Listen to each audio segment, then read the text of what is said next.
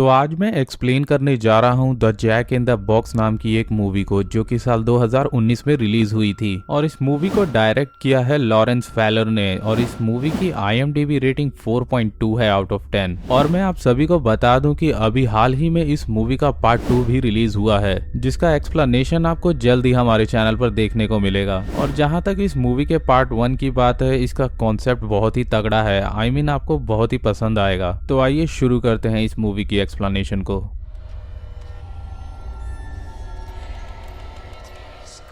Movie की starting में हम एक बूढ़े आदमी को देखते हैं जो कि जमीन से मेटल्स ढूंढ रहा होता है कि तभी उसको जमीन से एक बॉक्स मिलता है और उस बॉक्स के अंदर एक क्रीपी क्लाउन होता है। अब इसके बाद वो उस बॉक्स को अपने घर ले आता है ताकि वो उसे अपनी वाइफ को दिखा सके। अब उस बॉक्स को देखकर उसकी वाइफ बहुत ही ज्यादा खुश होती है। अब इसके बाद वो बूढ़ा आदमी जब घर से बाहर जाता है तो वो क्लाउन उस बॉक्स के अंदर चला जाता है और वो उस बूढ़े आदमी की वाइफ को मारकर उस बॉक्स के अंदर ले जाता है। और ये सब कुछ बूढ़ा आदमी भी देख लेता है, लेकिन वो उसे बचा नहीं पाता। अब कहानी 12 साल बाद शुरू होती है, जहां पर हम केसी नाम के एक लड़के को देखते हैं जो कि एक म्यूजियम में काम करने के लिए आया था। वो म्यूजियम की मैनेजर रेचल के कहने पर वहां पर आया था, पर वहां पर उसका वेलकम लीसा करती है जो कि रेचल की एम्प्लॉय होती है, जहां पर वो उसे पूरा म्यूजियम दिखाती है। इसके बाद जब वो साफ सफाई कर रहे होते हैं तो उन्हें वहां पर वही जैक वाला बॉक्स मिलता है जो कि बंद होता है। तो लीसा उस बॉक्स को जैक इन द बॉक्स के नाम से बुलाती है, जहां पर केसी उसे कहता है कि ये एक म्यूजिक बॉक्स जैसा है पर इसमें हैंडल नहीं है। केसी उस बॉक्स पर लिखे हुए अल्फाबेट को पलट देता है, जिससे उस बॉक्स में हलचल होती है, जिससे उस अल्फाबेट की जगह जैक लिखा हुआ आता है और उसमें से एक हैंडल निकलता है, जिसे केसी घुमा देता है और उसके बाद उसमें से एक म्यूजिक बजने लगता है और फिर उस बॉक्स से जैक निकलता है। अब ये देखकर लीसा उसे कहती है कि ये सब बच्चों के खेलने के लिए बहुत ही डरावना है।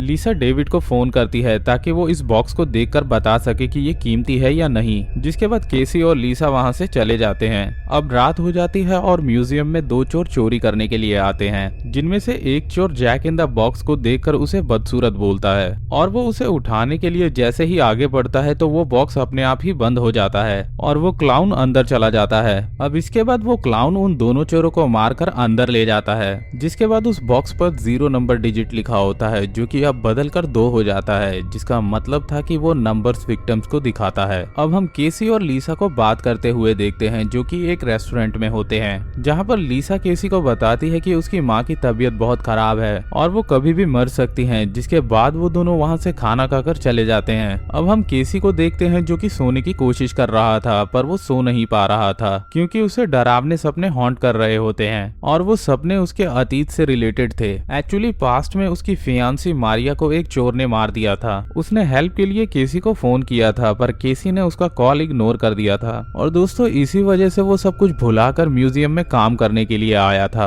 अब अगली सुबह जब केसी म्यूजियम में आता है तो उसे म्यूजियम का दरवाजा खुला हुआ मिलता है, जिसके बाद वो लीसा को कॉल करके कहता है कि उसे CCTV कैमरा देखना है, जिस पर लीसा उसे कहती है कि उसकी मैनेजर रेचल बहुत ही कंजूस है और CCTV कैमरा खराब हो गए थे, जिसके बाद रेचल ने उसे आज तक ठीक ही नहीं करवाया। जिसके बाद ये सीन वहां से शिफ्ट होता है और हमें वहां पर डेविड को दिखाया जाता है जो कि उस बॉक्स को देखकर ये बताता है कि ये बॉक्स बहुत ही पुराना है और ये बॉक्स फ्रांस से है। और जहां पर वो आगे ये भी बताता है कि इन बॉक्स को डीमन इन द बॉक्स भी कहते हैं, जो कि दूसरों को मारने के काम आते हैं और इन बॉक्सेस को बहुत ही अट्रैक्टिव बनाया जाता है। जिसके बाद इसमें डीमन को डाल दिया जाता है ताकि वो इंसानों को मार सके और इंसान इस बॉक्स से अट्रैक्ट होकर इन्हें खोल देते हैं और इसमें से डीमन निकलकर इंसानों को मार दिया करता था। पर डेविड को ये सब बनी बनाई कहानियां लगती हैं और वो केसी को मॉरिस नाम के एक डीमन एक्सपर्ट के बारे में बताता है। अब ये सब सुनने के बाद केसी को इन चीजों में बहुत ही ज्यादा इंटरेस्ट आता है और जब वो उस बॉक्स को उठाने जाता है कि तभी वो उस बॉक्स के ऊपर 0 नंबर की जगह 2 को देखता है, जिसे देखकर वो उस पर ज्यादा ध्यान नहीं देता। कुछ देर बाद वहाँ पर एक लेडी आती है जो कि एक विजिटर थी, जो उस जगह को देख रही होती है कि इतने में जैक आता है और उस लेडी को मारकर उस बॉक्स में ले जाता है और यहाँ पर हमें उसका साफ चेहरा दिखाया जाता है जो कि बहुत ही ज्यादा क्रीपी था। अब यहाँ पर उस बॉक्स बॉक्स की 2 नंबर वाली रिंग घूमती है जो कि 3 नंबर पर जाके सेट हो जाती है। अब केसी उस रात भी अपने सपनों की वजह से ठीक से सो नहीं पाता और सुबह जब वो म्यूजियम जाता है तो उसे वहां पर 3 लोगों के मिसिंग पोस्टर मिलते हैं जो कि उन्हीं लोगों के होते हैं जिसे जैक ने मारा था। ये सब केसी को बहुत ही अजीब लगता है और वो बोरिस जो कि डीमन एक्सपर्ट होता है उसके पास जाता है। वहां पर उसे इस बॉक्स का असली नाम पता चलता है जो कि जैक्स मैरा होता है और उस बॉक्स पर लिखा होता है कि जैक हर बार 6 लोगों को मारता है और वो फिर उसी बॉक्स में लॉक हो जाता है और वो बॉक्स तब तक नहीं खुलता जब तक उसे कोई इंसान ओपन ना कर दे। केसी ये सोचकर हंसने लगता है कि तभी जैक उसकी तरफ अपना मुंह घुमाता है जिसे देखकर केसी डर जाता है। इतने में ही वहाँ पर रेचल आ जाती है जो कि उस बॉक्स को वहाँ पर नीचे रखवा देती है। अब शाम 5 बजे सब उस म्यूजियम से चले जाते हैं पर वहाँ पर एक मेड जिसका नाम मैंडी था वो वहीं पर होती है। मैंडी उस बॉक्स को देखती है और वो बॉक्स तभी अचानक से गायब हो जाता है। अब मैंडी इस डर की वजह से वहाँ से भागने लगती है कि तभी जैक उसके सामने आ जाता है जो कि उसे मारकर उसी बॉक्स के अंदर ले जाता है और अब बॉक्स की रिंग घूमकर 4 पर सेट हो जाती है। नेक्स्ट केसी मारिया की वॉइस रिकॉर्डिंग सुन रहा होता है कि तभी वहाँ पर लीसा आती है और उसे हक कर लेती है। उसके बाद वहाँ पर एक पुलिस ऑफिसर आता है जो कि वहाँ पर मैंडी की मिसिंग होने की बात करता है। अब केसी उसे जैक के बारे में कुछ भी नहीं बताता है क्योंकि उसे लगता था कि उसकी बात पर कोई भी भरोसा नहीं करेगा। जिसके बाद केसी बोरिस को कॉल करता है पर बोरिस उसका कॉल पिक नहीं करता है तो वो उसे वॉइस मैसेज के थ्रू यहाँ की सारी सिचुएशन बताता है। अब केसी उस बॉक्स के सामने एक कैमरा रख देता है ताकि वो उस बॉक्स पर नजर रख सके, लेकिन अचानक से लाइट्स ऑफ हो जाती हैं और वहाँ पर जैक आ जाता है जो कि केसी को इंजर्ड कर देता है पर वो उसे मारता नहीं। अब नेक्स्ट सीन में केसी लीसा को सब कुछ बताने की कोशिश करता है और वो उसे कैमरा दिखाना नहीं चाहता था क्योंकि उसमें कुछ भी रिकॉर्ड ही नहीं हुआ था। केसी अब इन सब सिचुएशन से परेशान होकर अपने फ्रेंड एंडी को कॉल करता है जो कि एक डिटेक्टिव था। वो उसे मॉरिस का सही एड्रेस पता लगाने को कहता है क्योंकि मॉरिस उसके कॉल का जवाब नहीं दे रहा था। केसी को वहाँ से एक पेपर मिलता है जो कि जैक इन द बॉक्स का पहला विक्टिम था जिस पर उसका एड्रेस लिखा हुआ होता है। अब केसी उस आदमी के पास जाता है और वो वही आदमी था जो हमें मूवी की स्टार्टिंग में दिखाया गया था। उस आदमी का नाम नॉर्मन था और वो किसी को बताता है कि उसने उसकी वाइफ के मर्डर के इल्जाम में 10 साल जेल में काटे थे जो कि उसने किए ही नहीं था और उसकी वाइफ को भी उस क्लाउन ने ही मारा था। यहाँ पर नॉर्मन उसे सजेस्ट करता है कि वो जितनी जल्दी हो सके वहाँ से भाग जाए वरना उसके साथ भी ऐसा ही होगा। केसी वहाँ से भागने लगता है कि तभी उसको मिरर में उसकी फियांसी मारिया की एक झलक दिखाई देती है जिसके बाद वो उनकी हेल्प करने के लिए उस बॉक्स को जला देता है। जब वो म्यूजियम आता है तो उसे वो बॉक्स वहीं पर मिलता है। अब जैक उसमें से बाहर आकर केसी को बुरी तरह से मारने लगता है और जब वो उसे मारने जाता है कि तभी जैक को कुछ होने लगता है और वो उसे मार नहीं पाता। अब लीसा इस सब के बारे में उसकी मैनेजर रेचल को सब कुछ बताती है जिस वजह से रेचल उसे निकाल देती है। अब केसी को इन सबको किसी तरह से बचाना था कि तभी एंडी का फोन आता है जो कि केसी को मॉरिस का एड्रेस देता है।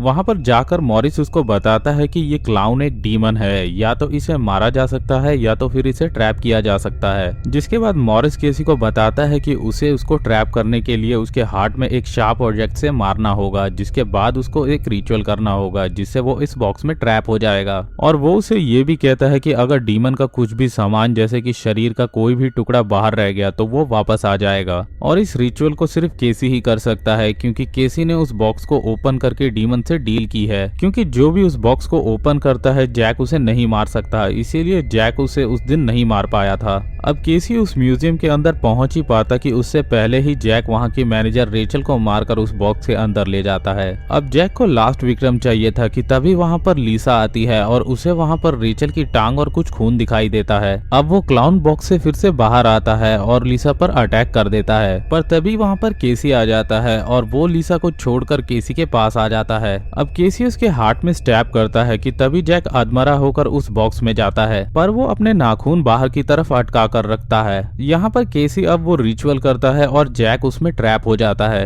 अब मीनवाइल वहाँ पर पुलिस आ जाती है और केसी को ले जाती है क्योंकि लीसा ने पहले ही पुलिस को कॉल कर दिया था। अब यहाँ मॉरिस लीसा को बुलाता है और उसे कहता है कि ये सब दुखी हैं और अब डीमन वाली बात पर कोई यकीन नहीं करेगा। अगर वो चाहती है कि केसी का सेक्रीफाइस खाली न जाए तो उसे एक काम करना पड़ेगा।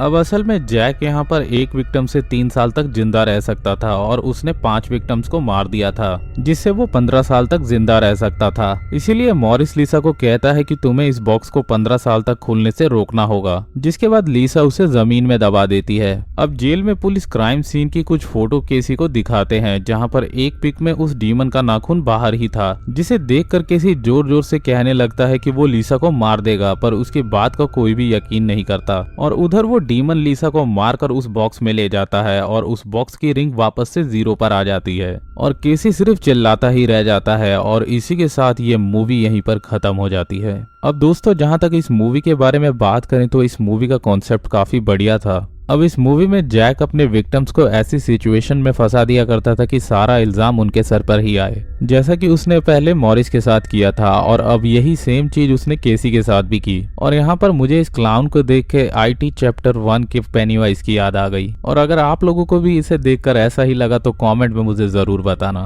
और दोस्तों, जल्द ही इस मूवी का पार्ट 2 का एक्सप्लेनेशन भी आने वाला है, तो इसके लिए चैनल को सब्सक्राइब कर लेना। तो दोस्तों, वीडियो पसंद आई हो तो वीडियो को लाइक कर देना और चैनल को सब्सक्राइब करके नोटिफिकेशन को ऑल पे कर देना ऐसी और भी वीडियोस पाने के लिए।